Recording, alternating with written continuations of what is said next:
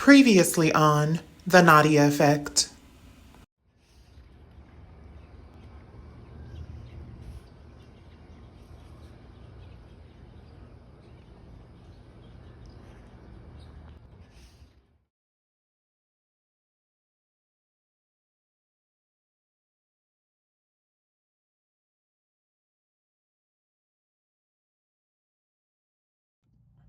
Hello, loves. I almost forgot that today I'm supposed to be recording. So I had an interesting beginning, or was it end? No, I had an interesting week last week. I was kind of like crying a lot, and I don't really understand why I was so weepy last week, but I obviously needed to cry. And the thing on my mind this morning, since we're talking about seasons, is how quickly life can shift for you. 1 minute you might be flying high and everything seems like it's falling into place, and then the next moment things just change unexpectedly. And they usually late, so. Right, if they was on time, that would be a cold day, and you know what? And having lunch with him today re-solidified for me that I am a lucky girl to be living the trans experience around people who get me and who understand me and who have stood in my corner. I didn't reveal to him that I was trans until after I had left my old company, and I didn't know how he was going to react. But I knew what kind of person that he was, and I knew that he had been a really good friend to me, and I only really talk about my trans status openly with people that I trust. But now it's all over the internet, so so there's that.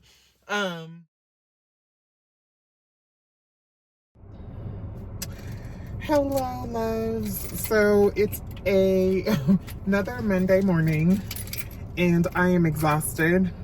I didn't sleep very well last night, and for some reason,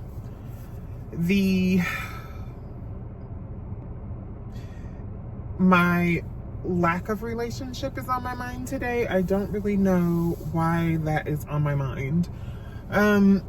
If you've been following me for any length of time, you know I kind of got into the story about me and the last like long-term boyfriend that I had, and how it kind of fizzled and died eventually.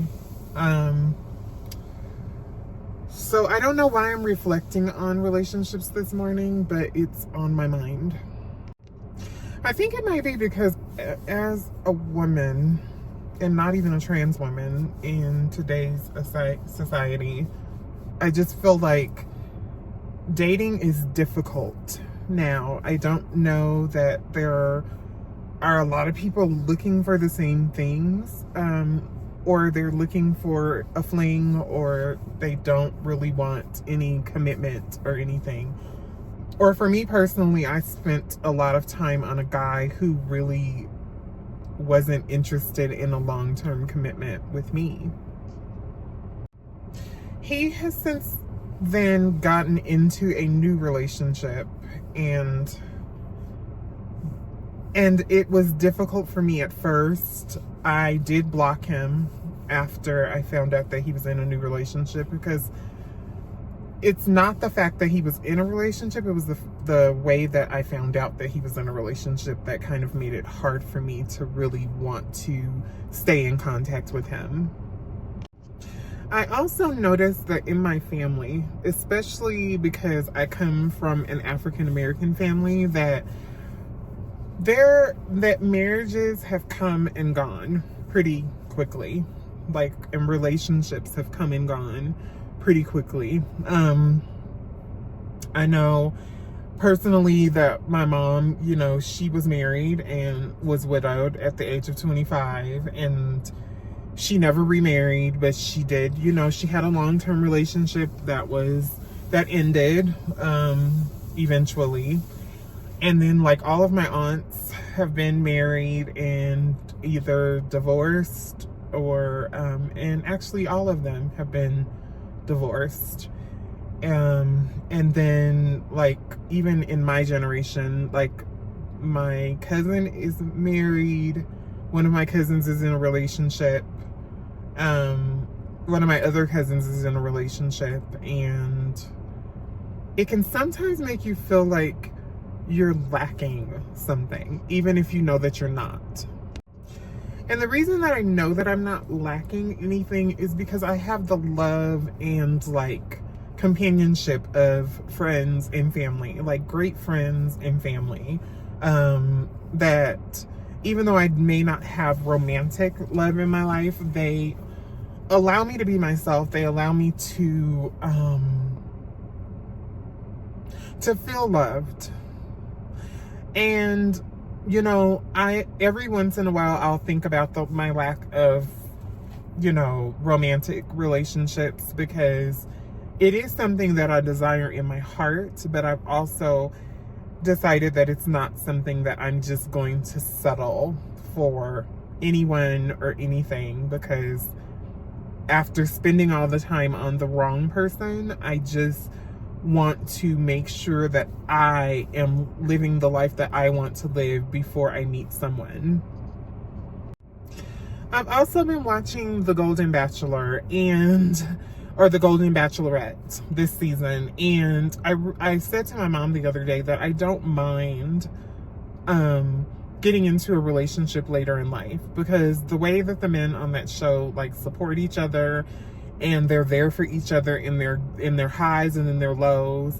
The difference between the regular Bachelorette and the Golden Bachelorette is that I see that the men are not so much in competition with each other as they want someone to win, or they want the best person to win.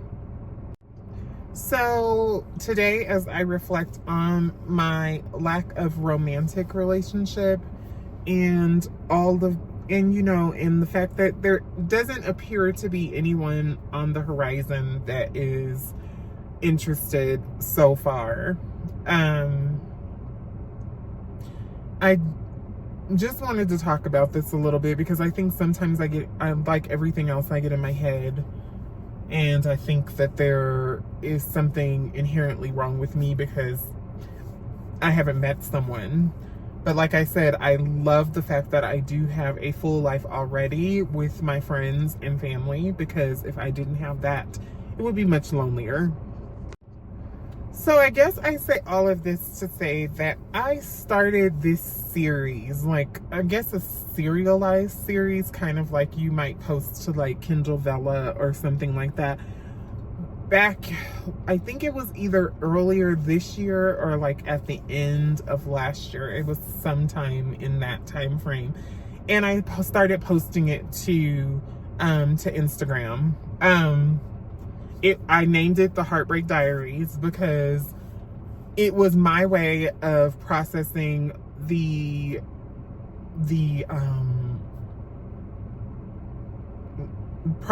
fact that I needed to move on, because the guy that I had spent all this time on had actually moved on in his own life.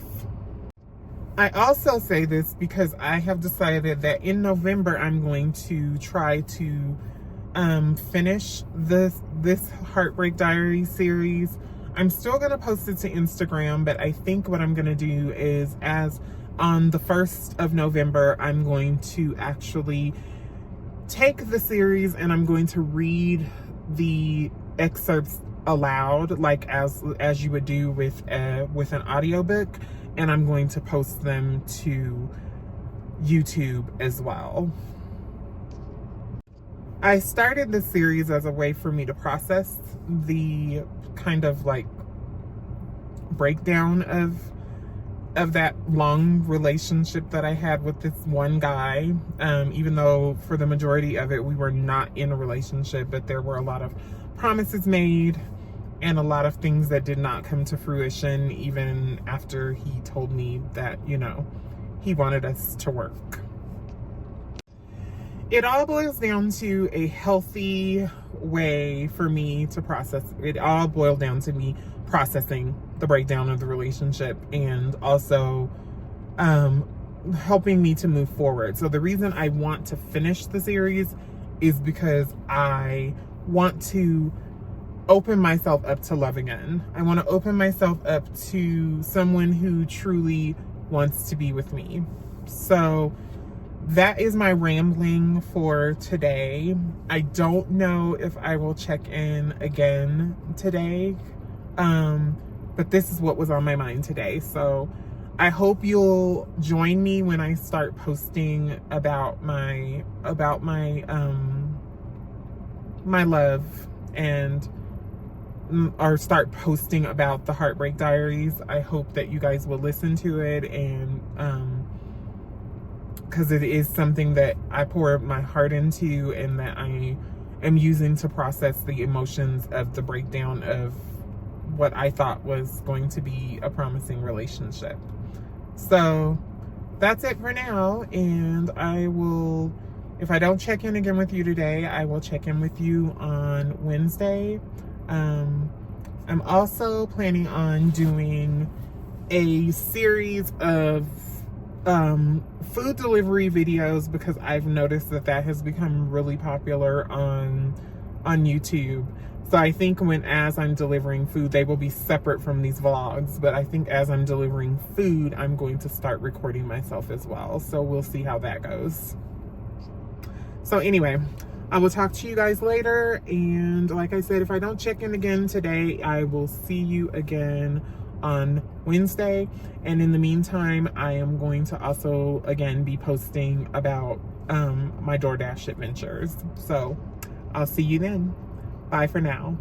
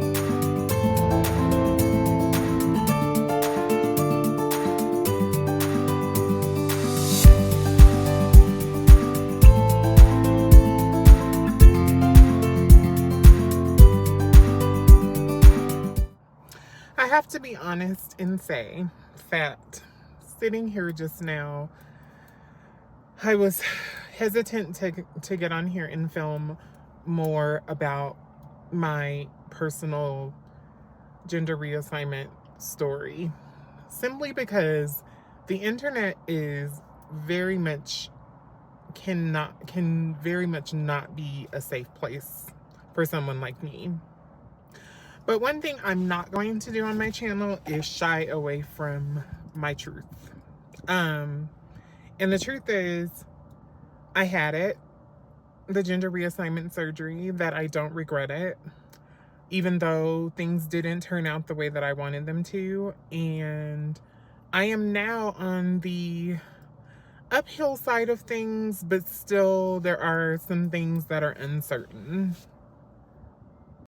So anyway, I think where we left off was me arriving back home with my mom from my surgery and from the 2 weeks that I spent in California after the surgery was performed. And right away, I wasn't feeling like myself. It's kind of weird how when you go back and you try to remember when things took a turn, you don't really remember. What I can say is that I believe we returned home on January 5th, and I think by early February I was in the hospital because I came back and suddenly I wasn't able to eat. And I don't know if I can describe it, but it was kind of like really like a desire to not eat anything. I immediately thought the loss of appetite had to do with my kidneys because I have chronic kidney disease. And so, but I had been cleared for surgery, and the doctors and everything felt that I was okay and that I was in good enough shape to go into surgery. So I thought I would be okay. But what I found out later is that they described what happened to me as depression. I fell into a very, very, very deep depression. I couldn't get out of bed. I think in the beginning I was still dilating on a regular schedule, but as time went on, I wasn't doing anything that I was recommended to do in order to take care of myself after surgery. I wasn't eating, I wasn't drinking. My sister was caring for me at the time because my aunt also passed away at the same time, around the same time that we came back from California. And she had been battling a rare cancer for probably like 8 to 12 years. She had been battling this cancer, and it was a rare cancer that they really don't have a lot of education about. And she did pass from the cancer. So my mom, my rock, was grieving her sister, and I was slowly spiraling into the abyss of depression. And like I said, my aunt had died, and I'm trying desperately not to cry as I retell this story because it happened, and I'm in a better place now, but it has definitely been hard. I think it's hard for me to talk about this because this was a long hell dream of mine, and in the beginning everything was perfect. Like, it couldn't have gone better. The surgery went well, but then when I got back home is when everything just kind of spiraled out of control. And like I said, I couldn't eat. It was like I had no appetite. I think at the time, I could drink some things. I was drinking, like, my sister, in order to keep me like hydrated, she was bringing me things like Slurpees because it was the only thing that I would actually drink and like keep. It wasn't like I was nauseous or like I couldn't keep things on my stomach. It was just that I had no desire to eat. It was like the worst depression that I had ever felt in my life. So at this point, you may be thinking that it was because I was regretting my decision to have surgery, but that wasn't it at all. This is something that I guess happens commonly after a major surgery, where people will go into a major depression. And I unfortunately did not know that. And, but that was my experience. And I stopped everything. Like, I was supposed to be dilating 3 times a day, and I think I slowly tapered off until eventually I wasn't doing anything to take care of myself. So I was slowly withering away because I was losing weight daily because I wasn't eating, and I was barely drinking, and like I said, it wasn't a nauseated feeling. It was just like a feeling of just like emptiness, and I didn't want to do anything. And so eventually my sisters were concerned enough to take me to a doctor, and I spent about a week in the hospital. So, as I stated before, I had stopped doing the things that I was supposed to do to take care of myself. I was supposed to be dilating 3 times a day. I was no longer dilating. And the consequence of me not dilating as a transgender woman, and this is where it gets very vulnerable for me, is that the vagina develops something that they call stenosis. Stenosis is basically like the tissue of the vagina begins to heal in on itself because um, it's not like a regular vagina where you have natural lubrication or you have natural sloughing of the skin.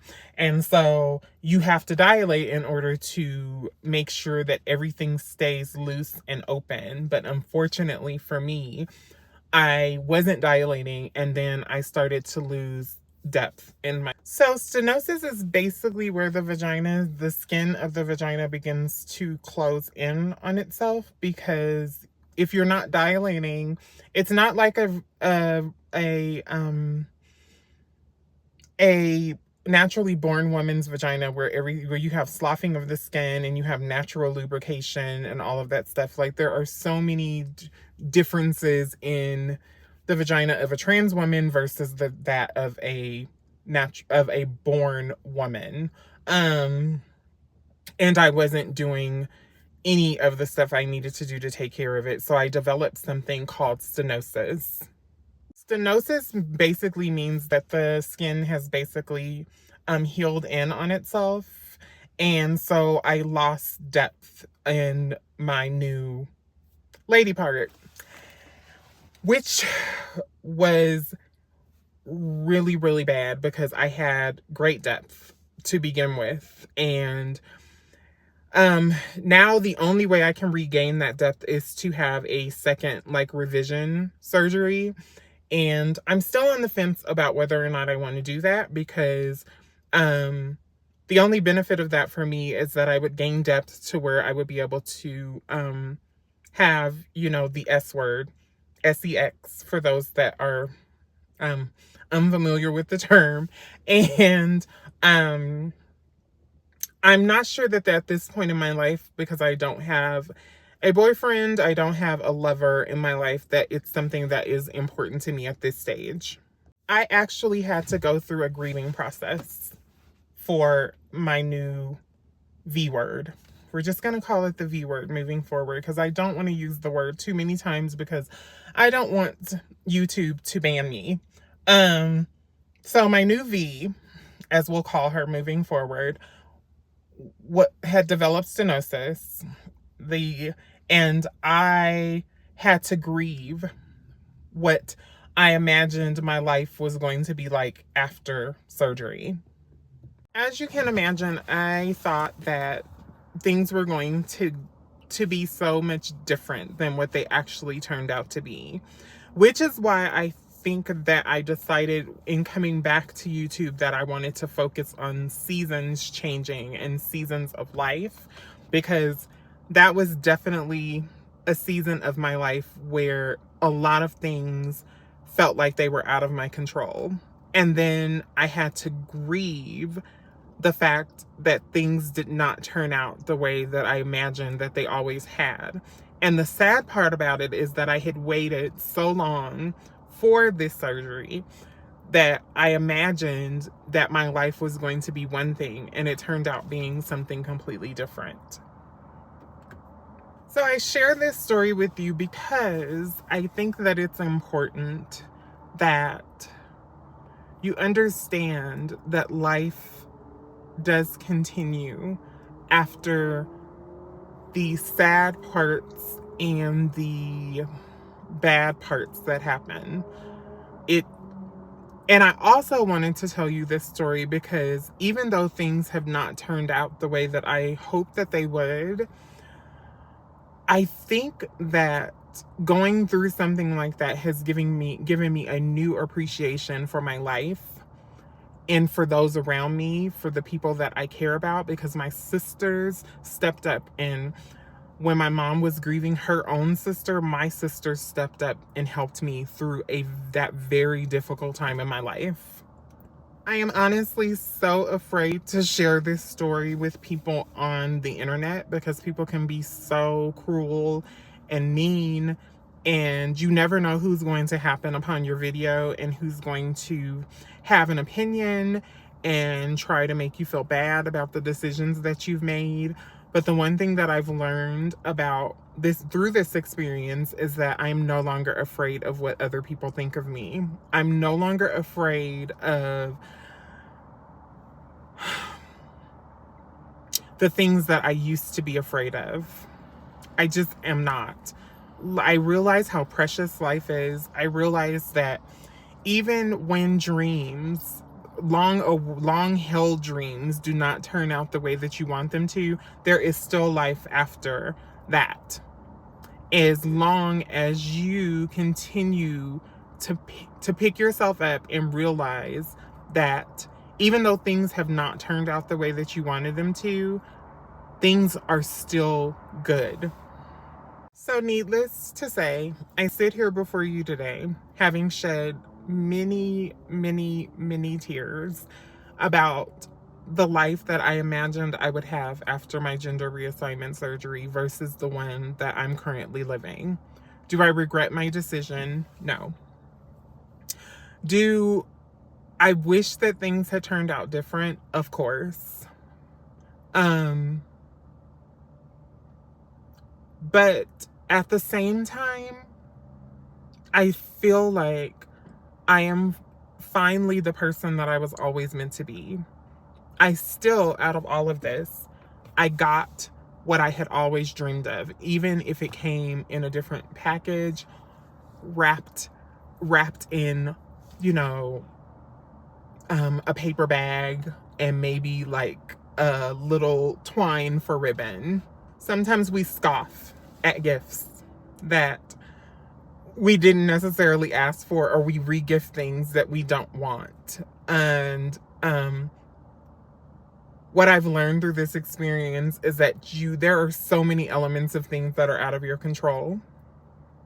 And I have learned how to surrender control. I have learned how to look at life as a precious gift daily.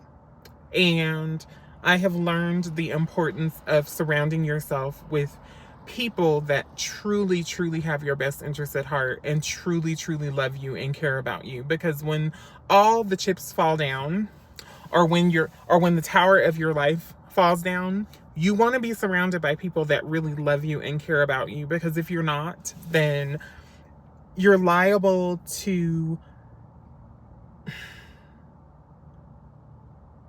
I don't even know how to put it. You're just liable to not get through it in the way that you probably could if you had the support and the love that you needed. So I'm gonna stop here for now. I still have more to talk about in terms of what happened post-surgery, but that is the next, I would call it the part 2 of that part of my journey. And the next part, I think I want to talk about what happens after life kind of falls apart, because once life falls apart, you kind of are left with picking up the pieces. And especially if life falls apart in ways that you can't imagine that it was going to fall apart. But there's still life after death. There is still beauty in the ashes. I still have a desire to help and to inspire and to be a source of comfort for those that have either gone through a similar situation or even that haven't lived my experience or lived through my situation, but have things that they're dealing with in their own life. But I just wanted to get on here really quick and go a little bit more in depth about what happened to me and why I had left YouTube for a while and why I'm back. And the reason that I'm back is because I believe that I have a voice. I believe that I have something important to say. I believe that I have something important to share. And so that's what I wanted to share with you today. I'll talk, like I said, I'll talk more about putting the pieces back together after a loss or after grief, because I definitely went through my own grieving process, and I think I'm still, to this day, still kind of going through a grieving process of what I imagine my life would be versus what it is after surgery. So Anyway, loves, I will talk to you again on Friday, because I don't think I'm going to check in again today, but I wanted to have another sit down with you about what happened next in my gender reassignment surgery. So I'll talk to you again soon. Stay safe. Bye for now.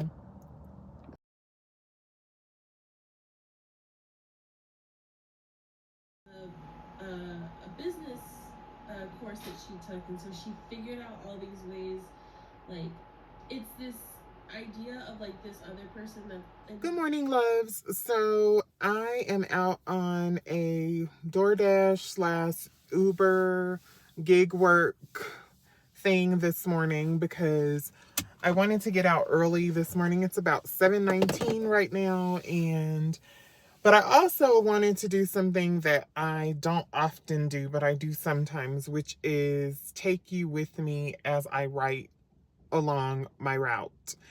So if you have been watching my videos, you know that sometimes I will go and I will do like 5, 10, 15, 20, 25, 30-minute sprints of writing or whatever task that I'm focused on at the time. I'm going to do that with my writing today as I'm doing my dash, because I can put my dashes on hold while I'm doing that. And then once I am done writing or done with that particular sprint, then I can go back to doing my dash or Uber. So I wanted to get on here and just say that really quickly and let you know that I'm getting ready to do my first 5-minute sprint, and then I'm going to get back to it and try to get some food delivery done. So hope everyone's having a great start to their weekend. Bye for now.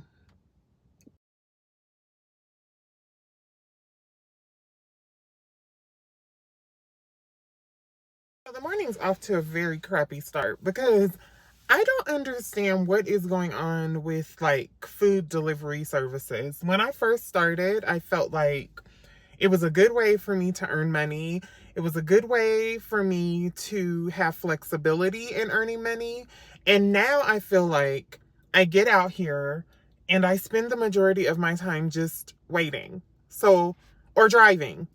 And I don't like either one of those things because I'm putting undue mileage on my car, and then I'm not reaping any benefit from continuing to do this. So I feel like I need to find another area to focus my gig work, but I have no idea what to do that will offer me the same flexibility as the food delivery service.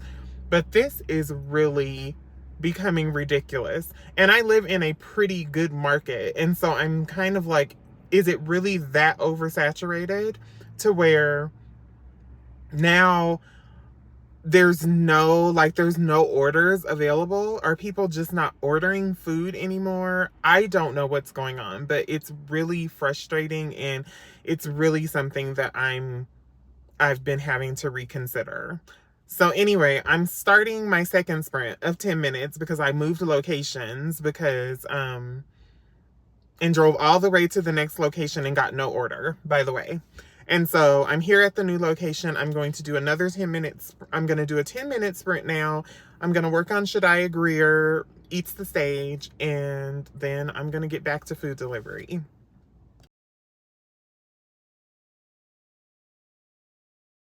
I told you I was going to take you along today, so I am. And I got one order. And it was actually an order for Safeway, which is a store here. And it was a pickup. I didn't have to shop for it, so it was a really easy order. And then I got another crappy order after that. So anyway, I'm sitting here at a new location, and I'm getting ready to do another sprint, and this time it's going to be a 15-minute sprint. And I'm going to be working on, I think, Unseen again, which will make that, that'll be 20 minutes that I've worked on it. Oh, and also, my laptop died. So guess what I'm going to be doing? Freehanding, like writing in my notebook, which I have right here, because my laptop wasn't charging this morning when I thought it was charging. So I kind of feel like this has been a test for me and my patience today. That's what I really feel like this has been. But I will not be conquered. I am still going to write. I am still going to get words down, and that's all I have to say about that. I'll talk to you again later. Bye for now.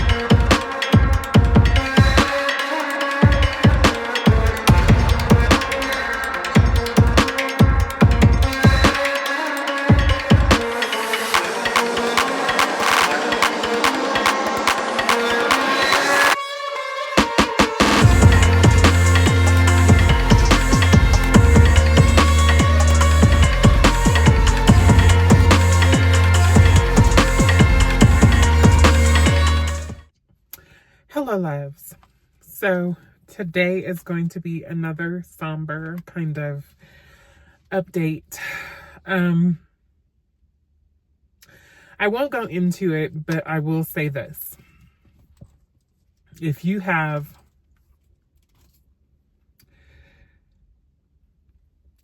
give me a second. I just want to say, I collected myself. I just want to say that if you have a child in your life, even if you don't have a relationship with them, even if you haven't spoken to them in years, even if you haven't made it a point to make them a part of your life, call them, hug them, love them, show them that you care. I say all of this because my mom always says that children and the elderly are looked over and they're kind of cast aside, because with children, we believe they don't know anything. And with elders, we also believe they don't know anything, which is ironic because they've lived entire lives. Children don't ask to be here. They don't. If you decide to have a child, they're not there for you to tolerate or to take out your shadow demons, your shadow and your demons on. They are actually human beings. And I just think that we as a society need to do better. Our children are suffering in silence. They are going through unimaginable things. And we as adults need to do better about protecting them, protecting their hearts, protecting their well-being. Because they don't deserve what we've been giving them. I don't have any children. And so I can't stand here and speak on what it's like to be a parent. But what I can speak on is what I hope I would be as a parent. And as a parent, I would hope that I would be compassionate and loving and patient and kind.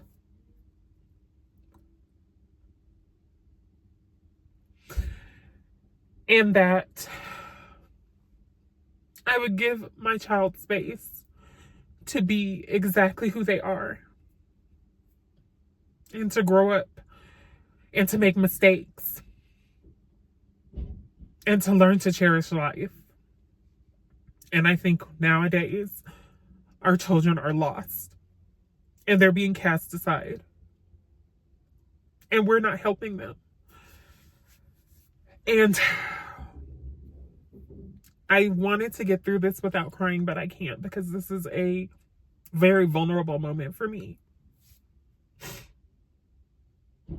I just want us as a community to do better, as a community of adults, because that saying that it takes a village is true. Not one person knows everything about raising a child. And I have watched women in my life that have children and women that don't have children raise children and care for children and give them the space that they're not getting from their parents. So again, I want to stress that I understand that we are all going through unimaginably hard times. And sometimes life gets to us. But don't take it out on your child. They didn't ask to be here. They are human beings first. They're not only children, but they're human beings. Treat them as such. We need to do better. And I think that's all that I have to say about that. So hopefully tomorrow we will have something better to report on, because I would really like to talk about my new project that I plan on starting to write in November. And what my plans are for Should I Greer Eats the Stage, and a few other things to end out the month. And actually I said tomorrow, but actually it's going to be Thursday when I make my next update. So I will talk to you then. Until then, if you have a child, hug them, kiss them, love them. Don't fail them. Have a great day.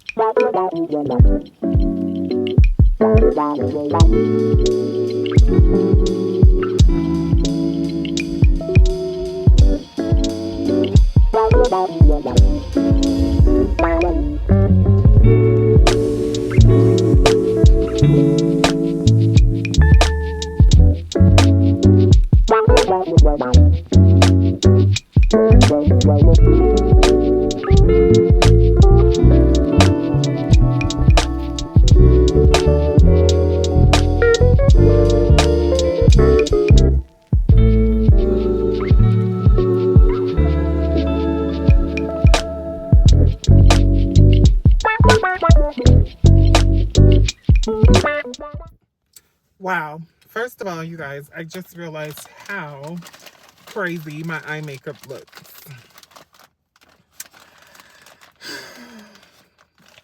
I thought this morning, because it was Halloween and because it's my last day of recording for the month, that I would give myself a different look. But now that I'm looking at it, I feel like a raccoon. Oh my gosh! Any raccoons out there? So besides looking like a raccoon, I also came on to wish everyone a happy Halloween and also to discuss my plans for November. With this being the last day of the month, of course, not normally we would be entering NaNoWriMo for this month, but we all know the dumpster fire that has become. There are many people that have already covered what happened with their stance on AI, um and then I guess there was some other controversy some other year, it could have been last year, where some of the moderators were doing some inappropriate things with minor children. I'm just not sure what this world is coming to. So I didn't come on here to discuss NaNoWriMo. I know that there are a few channels that I'm watching that I watch regularly. Kate Kavanaugh, for one, who is doing I think it's 100,000 word challenge, but she's doing it over the last quarter of the year. So November, December, or November, October, November, December. Well, actually, I guess it would be November and December. But I thought she started it in October. So I think it's the last quarter of the year.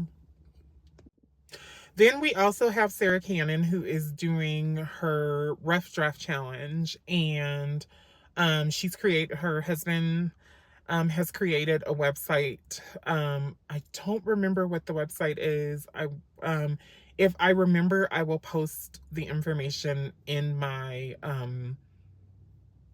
I'll post it below so that you can access it. But if you follow her at all, as I'm pretty sure most of the community does, then you know about the Rough Draft Challenge. I am not taking part in any challenges. I never took part in NaNoWriMo for as long as I've been writing, because I don't really count words when I'm writing. I try to set a goal for myself in terms of when I want to be finished and then execute.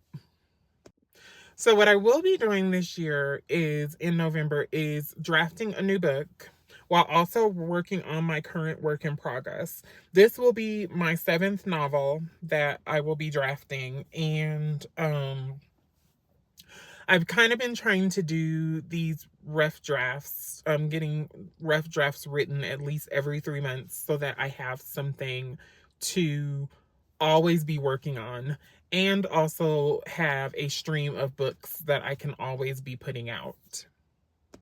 So I will continue work on Shadiah Greer Eats the Stage, because that is my next book, but I will also be drafting a new book in November. I plan on trying to write at least 30 minutes every day on one or both projects. So it could be an hour of writing a day, it could be 30 minutes. It will all depend on how tired I am and how much my job has drained me for that day. The other thing that I want to talk about is my heartbreak diaries that I started on Instagram. I have decided that in November, starting November 1st, I am going to record myself reading my heartbreak diaries. And so tomorrow I'm going to post the first installment of me reading my heartbreak diaries. It's basically something I started, a project I started for myself, because I've talked about my relationship status before, but this was a project that I started in order for me to kind of move forward in my life. I started it on Instagram, and it really didn't pick up any momentum. It didn't pick up that much momentum. I think I made it through maybe day 25 of writing an installment, and then it kind of just tapered off. So what I would like to do is read it on YouTube, post it, and then also work to complete the entire story by the end of these 30 days. I also want to add some dashing or Uber Eats content to my channel because, as I discussed in my first episode of my vlogs, which is, I guess we're technically still in, that I've broken into different parts. I want to share every aspect of my life. I don't want to hold anything back. I want you to know the realities of what it's like to work a full-time job and work a part-time job and write and do all the other things like hanging out with family and friends and being a good sister and a good daughter and all of that stuff. I want to share that on this channel. So by the time you watch this last installment of my October episode, it will be I will have started posting. I will have already posted my first part of my October vlog, and I will have also posted the first installment of Heartbreak Diaries, and actually, I may have already posted the first installment of a DoorDash video too. We're going to see how this goes because I understand that this is going to be a lot of work, but I think that in doing all of this that it will pay off in the long run. I think as writers that we are storytellers, and so what better way to tell my own story than to do all of these different facets of my life, my relationship, my personal life, my work life. This is not going to be just a writing channel anymore because I feel like there are plenty of writing channels, but there is that do the same kind of content, and I don't want to do the same kind of content. I want to be my own person. I want to do the things that actually make sense to my life. So I want to end this first episode in this last part of my October vlog by saying that I appreciate you guys so much for watching. I really didn't know, still am trying to figure out what things are going to look like on my channel, but I know that I'm not just going to post writing content anymore here. It's going to encompass every aspect of my life because I am not just a writer. And like I said, I don't have the luxury of being a full-time writer. I also work a full-time job, a part-time job, and I have family responsibilities as well. So I want to explore all of that on this channel. So you're going to be seeing much more of me in November. You're going to get tired of looking at my mug. But just know my face card never declines. And and it is going to be fun to bring you content that I've never brought you before, and to also heal those aspects of my life that are still very much tender spots for me. So I want to also talk more about my gender reassignment post-surgery. I shared some of it in one of the previous parts of this vlog in October, but I want to continue to talk about it because I think that it could help someone out there that is considering surgery. And it can also help me to heal that part of myself that realizes that my post-surgery hasn't been anything that I dreamed that it would be, but it has also been so much more than I thought it would be. So anyway, I'm going to close out by saying be kind and show love and continue to write because I want to read your books. Continue creating because I want to see what you create. And I'm going to see you next month. And I'm also going to see you in the Heartbreak Diaries. And I'm going to also see you on my dashing videos. So anyway, take care for now. And I will talk to you again soon. Bye for now.